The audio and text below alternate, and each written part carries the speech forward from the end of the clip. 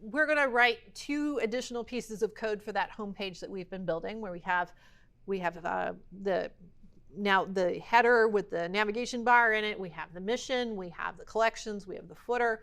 Now we're going to add to that 2 more elements. We're going to add a hero banner across the top of the page, and we're going to add a featured poster or something that is a very large image. And so let's walk through how we might go about doing that. Given that we've seen the performance of this banner across or various browsers and so forth, I'm going to write some code to set this up as a picture for this hero banner at the top of the web page. And then for that featured image, we're going to use source set and sizes. And we'll get started with that using the responsive image breakpoints generator, which is at responsivebreakpoints.com. It's a free resource. And as you'll see here on the screen, you can upload a file, and then you can set what resolution you want for that particular image and how many sizes and how many final images you want generated, because you can get into the ridiculous very easily with this, as we've seen. So what I'm going to do first is I'm going to set my resolution from, let's say, 300 is probably good. We can actually type the numbers in. 300 to, let's say, 1200 resolution, because we have a max width of resolution of 1200 on our web page. 300 is probably about as small as a mobile device will need. We can do a size step here. Let's just say 25 or so K per image. You can make that smaller if you want. And then for the maximum number of images, let's just do 3. We don't need to go crazy here. So just give me 3 final images. Then we can choose our image, and I'm just going to select mine from my desktop. It's in folder number 6, chapter 6, the responsive images. And if you take a look right there in that chapter 6 folder, you'll see an image here called toocool.jpg. And that's the one we want. Go ahead and say open. It will upload, and then it will spit out here. Here's the image that I gave it, and here is the bit of code that it wrote for me. It generated 3 images of different sizes, and it has also given me down here the responsive design code that I need. So remember that, of course, those file names we could change, and you need to be aware of the path to those images, because that may not be the path for your particular web page, but it has very nicely written out exactly the sizes piece. It wrote out the source set piece for you, and so forth. It also writes out the way this might look with a picture tag, leveraging sizes and source set. I'm less impressed with that particular little bit of code, so I'm going to write my own picture code in just a moment for the other image that we're going to do. So this little bit of HTML here, you can copy that. You can also download the images right here. Here's the button, download images. And when you click that, it'll just download a zip file with all the images in it.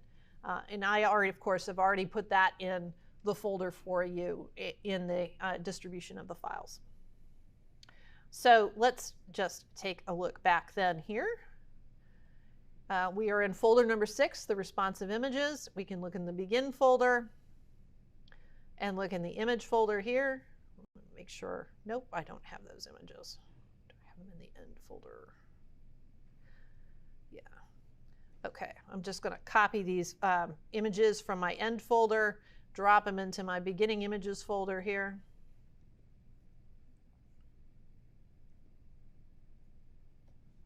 There's 3 hero images in addition to the 2 cool images. Okay.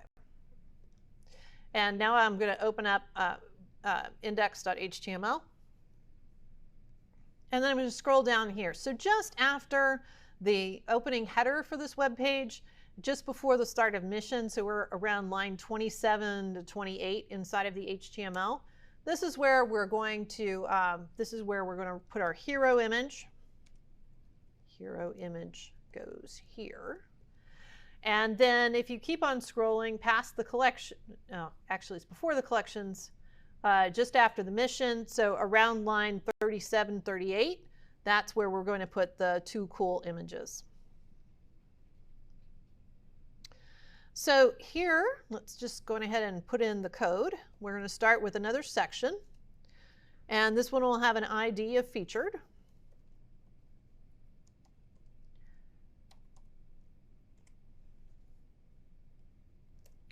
And inside of this, of course, we're going to put in our H2 with a featured print.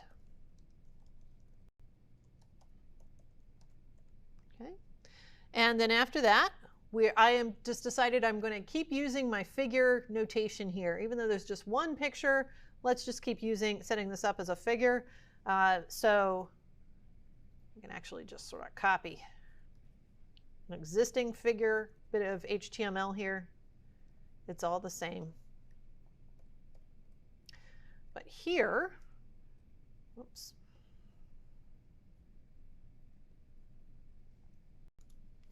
Here we're going to make a few modifications to that HTML. So here for our image, source,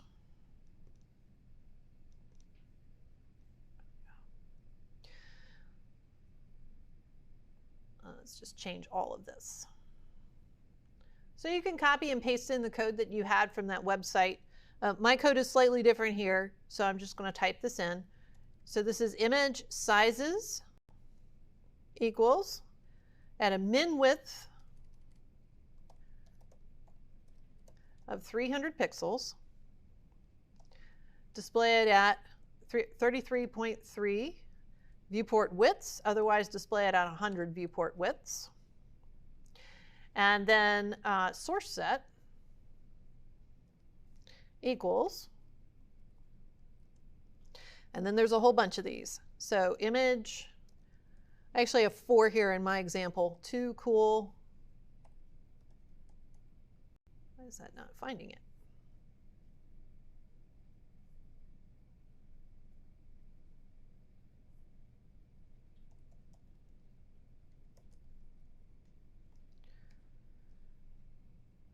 At 300 wide. Image, too cool. Yep. Is there a platform agnostic API for auto-generating these image sizes that you could recommend? Not off the top of my head, but it wouldn't surprise me if there was one. I believe I've heard a lot of people use Cloudinary. Oh yeah, okay, Cloudinary. Yeah, and in fact, they sponsor Responsive Breakpoint, so that would be a good one.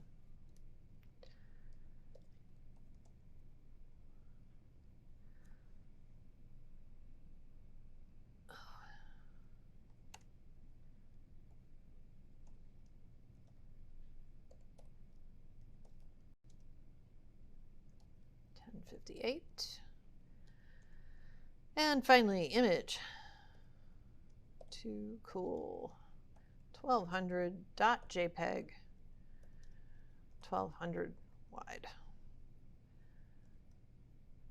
And then the source will be image too cool 1200. And then we can put in an alt tag. Remember that your alt tags should be descriptive of what people would not get from that image if they were unable to see it. So in other words, if we just said featured print, we're not telling a screen reader anything that they wouldn't already see. So a better description here would be something like close-up of woman in sunglasses showing eyes, nose, and fingers over mouth. So that is something that you would not get from that image if you were not able to see it. So that is a better alt description. And then the name of this is Too Cool for School.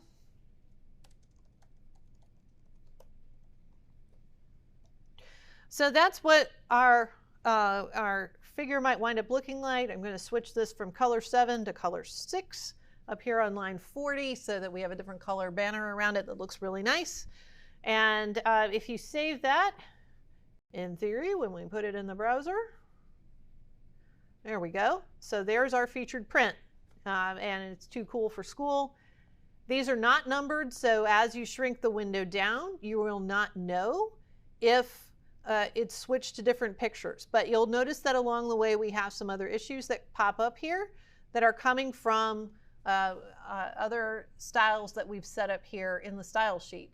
That earlier we said when you got down to a smaller dimension like this, we had that object position property and we set it to -150 to show more of the bottom of the image. We don't need that here for this featured print, so that's a little piece of CSS that we'd need to adjust. Probably for mobile devices, but otherwise it looks pretty good. Okay, we may want to fiddle around with Too Cool for School here as well. Maybe we want a little taller or something.